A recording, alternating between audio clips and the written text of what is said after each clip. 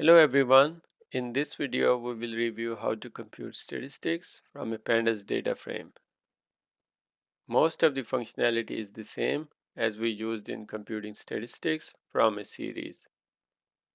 First, we load the libraries, then we create the data, and then we use Pandas read underscore table method to read this data as a data frame.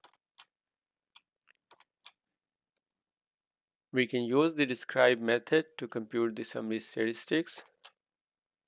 This provides information about the mean, median, standard deviation, and the first and third quartile values. We can also use the quantile method to compute the quartiles. Here we set the numeric only parameter to true to consider only the numeric columns for computations. If we don't specify any value, the default is the 50th percentile or the median value. To obtain any other percentiles, we must specify the value like we did here. Here we are trying to compute the 10th and 90th percentile of the data. We can clip data for the outliers using the clip method. Here we are setting the lower and upper thresholds as 400 and 600 respectively. Here we are only creating another data frame based on the numeric columns. We can compute covariance to see how one column changes with respect to another using the COV method. We can also compute the standard deviation. Here we are storing the value as a NumPy array. Then we compute the outer product on the standard deviation series or vector. The goal is that we divide the covariance with this outer product so that we get the correlation coefficients. We can verify this by using the core method that both results are similar. Here I am showing that we can get the product of standard deviation by either calculating the standard deviation for each column individually and multiplying, or we use x is equal to 0 when calculating the standard deviation and then chaining the product method, which will result in the same value.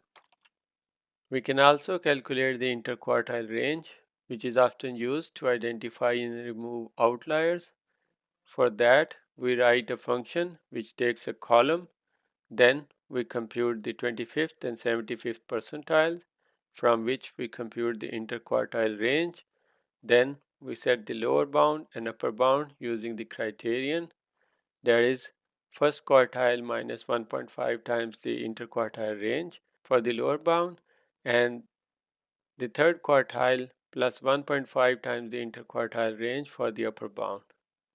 And if a flag is true, we'll create a Boolean mask indicating true for outliers and then returning the outliers. Otherwise, we return quartiles, interquartile range, and lower and upper bounds. We then apply it to our data frame. Here we run the interquartile function with the flag 0 to output the corresponding value for a specific column.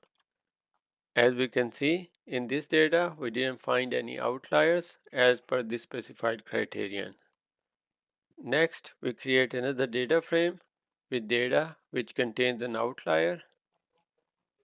We use head to see the first 5 rows of the data, and then we use the info method to get more information about the data frame.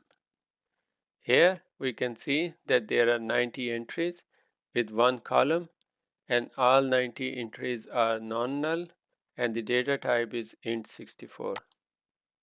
We then apply the interquartile range on the data with flag 0. This gives the first and third quartile values, interquartile range, and lower and upper bounds.